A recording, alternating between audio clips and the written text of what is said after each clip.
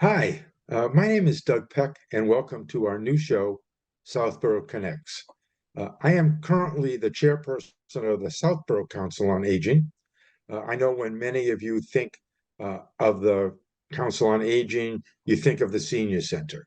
The Council on Aging oversees the Senior Center, but it has other responsibilities as well. Part of our mission is to advocate for seniors. We, meaning seniors, are some of the largest segments of the population in Southborough. Uh, Out of approximately 10,000 people, there are 2,300 of us over 60, and we are growing at a double-digit rate. So I want to make you aware of what's going on in town and build some transparency into what the town is doing, also not just for seniors, but for the town in general. We have two main purposes for this show.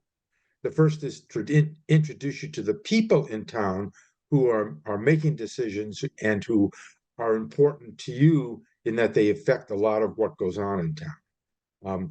The other is to introduce you to people in town who have had amazing careers and have really done some very interesting things. I think they deserve to be recognized, and because we have a lot of wonderful people in this town. So thank you. We're going to start our first segment with Mark Purple. Mark Purple is the town administrator, and we'll see what's going on in Southborough, particularly with the up and coming town meeting. So hi, Mark. How are you? Good morning. I'm trying to figure out, Doug, if I'm in the first category or the second category that you mentioned. Um, which meaning the interesting people? Well, we can Yeah, have you on. yeah, the interesting people are the people that help make decisions, you know? So, Well, we know you make decisions. So if you tell us a little bit about yourself, we can figure sure, out what's the other category.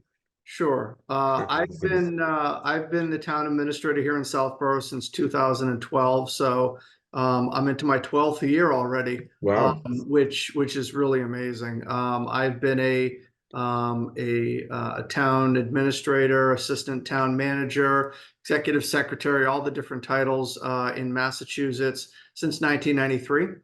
Wow. Started my career out down in Millville, down in the Blackstone Valley. I think it's a great area to Mhm. cut your teeth and learn a Yeah. little bit about municipal government. And you know, have held several other positions, but prior to coming here, I was in Ashland as the assistant town manager, finance director.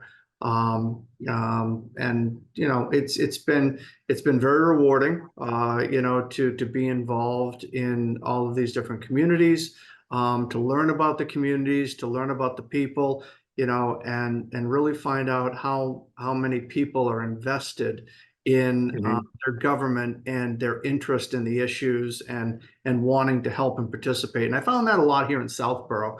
I was told I've known Vanessa Hale through the profession, my assistant town administrator. Mhm. Uh, and when I came here, she had told me, there's a lot of volunteerism in Southborough. People want to get involved. People want to help. And it really, it helps to make the job a little bit easier when you've got a lot of hands helping to lift. Yeah, it certainly does. I know the population has grown, quite a bit since you started here, but I've been here for 40 some odd years. So it's been a while. But I think that's correct. I think people do want to be involved in the town, and it still has a small town feel to it, I think. It does. I think that when I first came here, in my first select board meeting, I've told this story before. Obviously never on your show, but Yeah. when I came here, I was at my first then Board of Selectmen meeting, now Select Board, and we were talking about ways to potentially reduce expenses, cut costs, do some things. And someone had stood up and said, um, don't assume that we're not willing to pay more to keep things the same. And Mhm. and I found that striking, as my first foray, into Southborough. But I think we've done a lot of, we've done a lot of things. This town over the last decade has seen a lot of growth. Hmm. Terms of, you had an aging police and fire station that the town was willing to replace with a brand new facility, which is absolutely beautiful. We still have people call who want to come and take tours as they're looking to Hmm. improve their facilities. It's been great for our departments and for in morale, and also attracting new candidates. You know, Hmm. we've done some great jobs with, with Main Street and a lot of the improvements that you've seen out here, in our roads. And look at the job that the Assabet Valley kids are doing, at the community center. Beautiful new programming space, at the senior center. I understand from John Parent, who's the facilities director, helping to shepherd that they should have that wrapped up and functional before the end of their school year. So that's going to be a great space for the seniors. It is, and it was great to see kids there. They have done. I've watched it from the very beginning. It's been a great partnership. The project managers from Assabet have been great. The kids have really worked hard and learned a lot. And I think we're looking to do more of these kind of intergenerational things. I think Right. it's important for them to see seniors and for the seniors to see what these kids that are, going to be coming out into the real world in a year or two are capable of doing. And they've done a fantastic job. Absolutely, Fantastic and job. this is really the second time that we've had them come out. You may recall with the clubhouse at Southborough Golf Club, Right. they came out and redid the whole siding and the roof and put that whole front deck on, and really did a nice job. And again, it gives the kids the real world experience. So how many times do you sit here and you do the Mhm. book learning, you do all this and that, but practically what does this mean?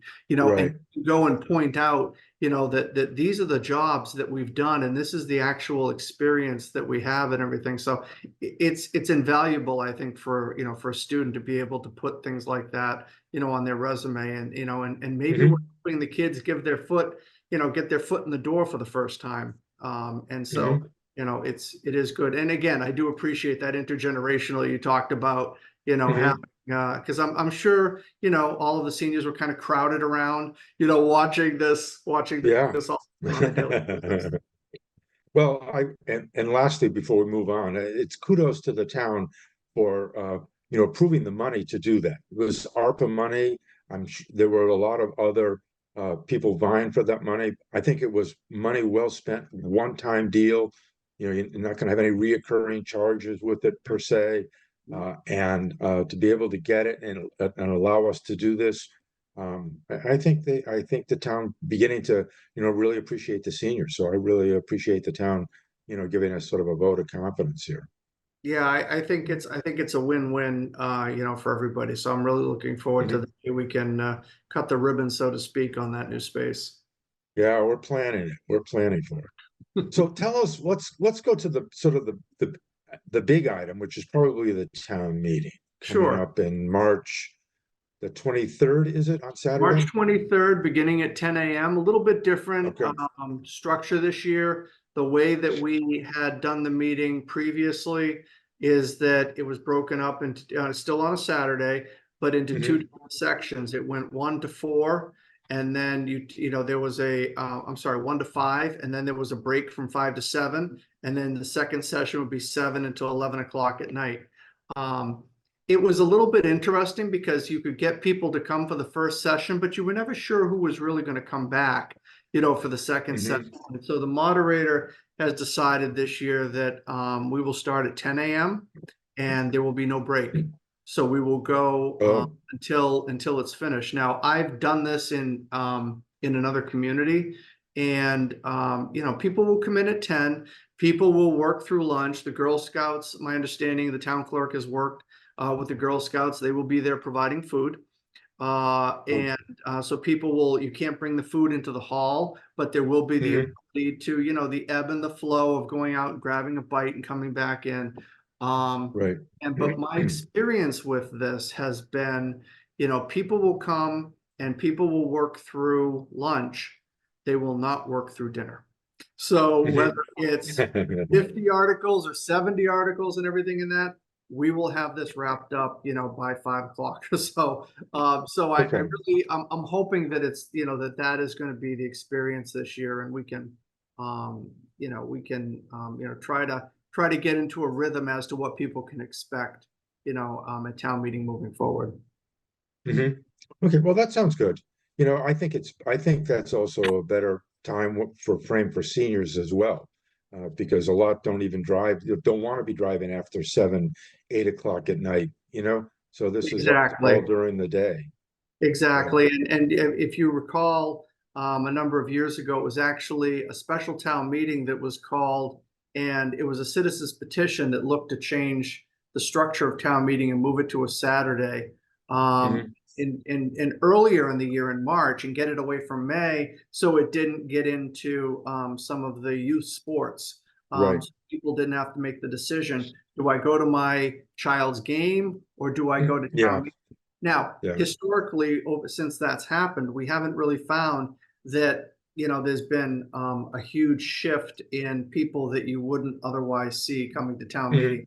It's your same, 200 people or so, unless there's a bigger issue like, the Main Street project, public safety facility, a new school, all of Hmm. those things. The year that we did the Main Street project and we had public safety, we had two town meetings back to back, that were about, 700 or 800 people each. Yeah.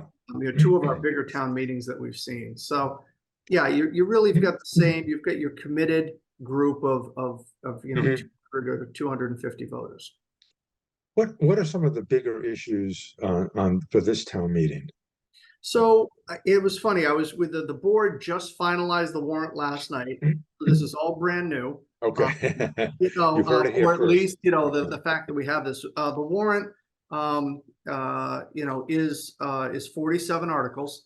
A lot Hmm. of the articles are annual articles that you would see every year, dealing with the budget, dealing with, money for insurance deductibles or for consultants or revolving funds. And the moderator is working to take some of those annual articles that appear every single year and to put them on a consent list, not the budget, but some of those Hmm. other routine, a lot of the non-financials, and putting them on the consent list so that town meeting can vote that list in one vote. And then focus on the issues that would be a little bit more substantive. Um, Hmm. and so that, because I think sometimes, people wonder, why do we have to just, this is just every year. We do this every year. This isn't, Hmm. we don't want to discuss, let's try this method. And the moderator's been pretty successful in doing that the past several years. So this year, I was taking a look through, as to, what would, be something that I think the seniors, may want to focus on. Budget's always an interesting thing, right? Because, the budget Hmm. impacts, your tax rate. Hmm. A tax bill, is, an important issue to any resident. Um, Hmm. and I think the select board and the advisory committee have done a nice job in agreeing as to what we should look for the budget. But the interesting thing, there are two articles following the budget that have come in by citizen petition. As you may know, the town has been looking at whether or not we should regionalize our dispatch services, for Hmm. police dispatch and police and fire dispatch. And this is kind of the way that the state has been moving over the years. This is the way, they've been focusing more grant funding and more funding in that direction. And more communities are looking at a regional approach. Southborough has been looking at this for a couple of years. And the citizen petition article, two articles that have been brought forward, are to add additional, 4 additional police dispatchers. And Hmm. also to add, the second article would add 4 sets of benefits for those new dispatchers. So this is something that, is a little bit of a referendum by town meeting as to, how we want to provide our dispatch services. It is a decision that really is not the purview of town meeting, the decision itself. That's a decision of the select board, but the Hmm. appropriating body is town meeting, right? So Hmm. I think Yeah. there's got to be some understanding, from both sides as to how we want to move forward as a community. So I really think that's going to be, an interesting discussion. Public safety services are something that everybody wants and hopes they never need, right? Right. And I Right. think that, so for, as get older, as I'm getting older, you find that, things hurt a little more, this out, and so Hmm. you want to make sure that you have these services available to you. So what is the comfort level of the community, by going with, keeping dispatch local, or regionalizing, dispatch. And so Hmm. I think there'll be a healthy discussion about that, around the budget. We have a great new dispatch center, though, at the new public facility. It's really state of the art. I was really impressed when I went over there. If anybody's seeing this before the town meeting, try to get over and take a look at it as well. I don't, may help you make a decision one way or the other, but it's really pretty impressive. And it's surprisingly how busy it is for a small town.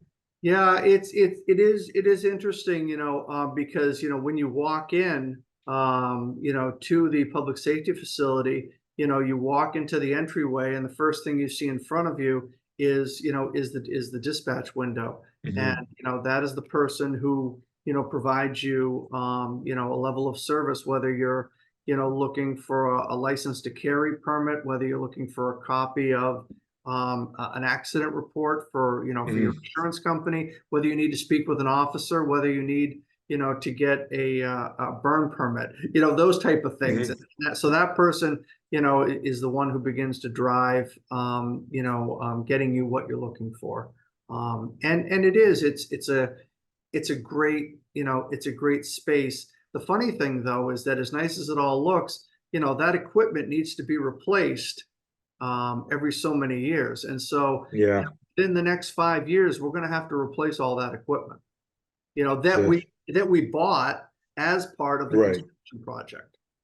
So right. Yeah, but you don't um, think of things like that. You think that's true. no, Huh. it all looks nice and It's shiny, and then when you realize it just it all now needs to be upgraded. So yeah. but it is, like I said, it's a beautiful facility over there. I still, whenever I go over there for meetings or I go over to see the Chiefs or something, it's still amazing. Sometimes I just kind of stop and look, and the fact that this is here, you know, Yeah, from where it came from, for sure. absolutely. That's true. So, so are there any big surprises coming up at the town meeting or anything you think is like, oh, this is besides that's going to be interesting for folks or? Well, I think that I was taking a look through the warrant. The planning board had been working very hard with the consultant on putting together an MBTA communities zoning bylaw. I'm sure Hmm. you've got some level of familiarity with this, and that the state is requiring that these bylaws be passed in order to Hmm. help increase housing opportunities in communities. Because every day you look at the papers, you look online, we're Yeah. talking about the housing crisis, in the state, and the state has really been mandating that these Hmm. bylaws be put in place, and that compliance with the MBTA communities law Hmm. be upheld. And so, but the planning board last night decided that the bylaw was not ready, and they did not want to Hmm. bring a defective bylaw to town meeting. and that we need a little bit more time with this. This may lead to a special town meeting, which is going to focus on this probably sometime in the next, 3 to 4 months. Yeah, So maybe that'll be the subject of another show. could be. Yeah. We can, have that conversation, or, the town planner, we can, happy to facilitate, getting the right people. I'm not always the right person to answer. I can answer any question, but I can't answer it Yeah. as well as, as well as the people do. And Yeah. I'm smart enough to know when to pass the mic. Well, that's been a controversy in some of the towns around Boston, like Milton, and I think it was either Newton or Needham, where Yep. the state's going to sue the town. They turned Yeah. it down. They don't want to do this, and Yeah. that's a pretty controversial thing to do. And I think it has a lot of ramifications. So hopefully they are taking their time and putting together the right bylaw, and everybody gets a chance to weigh in on it, because it's an important decision for the town. I agree with you. I think that, and it is the town of Milton that the state's attorney general just sued, on behalf of the state, for non-compliance. It is costing the town of Milton, their ability to have access to grant funds. Right. And I don't know what the ratcheting up, so to speak, of, the penalties, may look like. So it's given other communities an idea of where this is going to go. But it's going to be interesting to see what the outcome of the state suing the town of Milton is going to be. Right. What is the court's view of this going to be, which I think will set the path moving forward for other communities that may have issues with, with this bylaw. Right. Going back to taxes for a minute, I see that we've increased our tax workoff benefit. Yes. From $1,500 to $2,000. Is that correct? Yes. Yep. Yeah. Yeah. I think that's good for a lot great. of folks. You know what? We talk about volunteers and everything in that. And I understand that tax work off is a little different than a volunteer. But we have some great people, that come in and really do a nice job, in some of our departments, and sometimes we don't have enough people. We've got more opportunities than we do people. So it's really, and I can't off the top of my head, Doug, remember, the dates that, people can come in and sign up, and, know that, Pam LaFrancois down at the senior center, and Vanessa Hale, in our office tries to help coordinate that.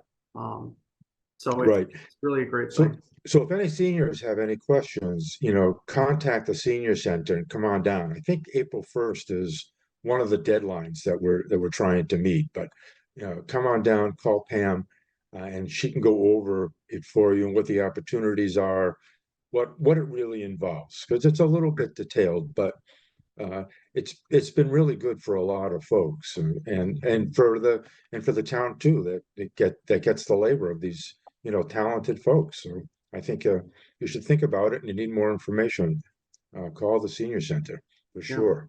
I agree. It's a great resource for us. So one last thing, and I have to admit, I'm kind of negligent. I've been one of the ones that I haven't been a frequent person at town meetings as I probably should be. I'm going to this one to really see how it goes now. But are these video, are they on cable live or not? Yes. Yes, they are. Okay, good. Yeah, we do run, you cannot vote from your living room, but you can watch from your living room. So it's and it is interesting, that again, if you've got 10,000, a little over 10,000 residents, and you've got 200, 300 people making the decisions for the community, right? And and then but the impacts of those decisions you make at town meeting may not be felt for months, right? So by the time they're impacting you, there really is no recourse, for dialogue and things like that. So it really, we do try to get information out, through social media to let people know, about hearings, about things, about when things are on agendas. Um, Hmm. I've started, over the past several months doing a biweekly, roughly biweekly town administrator newsletter. And I was just making a note in my next newsletter. I want to talk about the senior tax work off dates, and try and do a little promotional piece about that as well. Um, Hmm. so it's trying to get people involved before the decisions are made, because a Right. lot of time people don't want to get involved till after they feel the impacts of it, but that could be months Hmm. down the road. Right. So if people want, I think people should at least watch the town meeting, Mhm. and you can always see what warrants are coming up for a vote. And we're a small town. It'll come up with plenty of warning, so you can get down and vote if you want. I mean, if there's one or two that really interest you, and you don't want to sit through 40, you know, uh, look over the warrant and see what really is important to you, and make sure you follow that. Absolutely. I was in a community. The select board was meeting, and we were running live on cable. And an Mhm. issue came up, and the issue went on for a few minutes, but all of a sudden, this person came barging into the room. They had been watching at home, and they had something to say, and they came down, Yeah, to get yeah, involved in the discussion. So, it does happen. It does happen. And I yeah. think, exactly, if you're taking a look at, at the warrant, and there's something that you want to be involved in, it's not a bad suggestion if you're watching at home and, your issue is coming up and you want to come down and have your say or be part of the conversation. I think it's a great opportunity. Hmm. Good. At some point, I'm going to have the chairperson and the vice chairperson of the select board on to talk about that. But we have a very good town website, and because of the open meeting law, all the agendas are published uh, before anybody meets.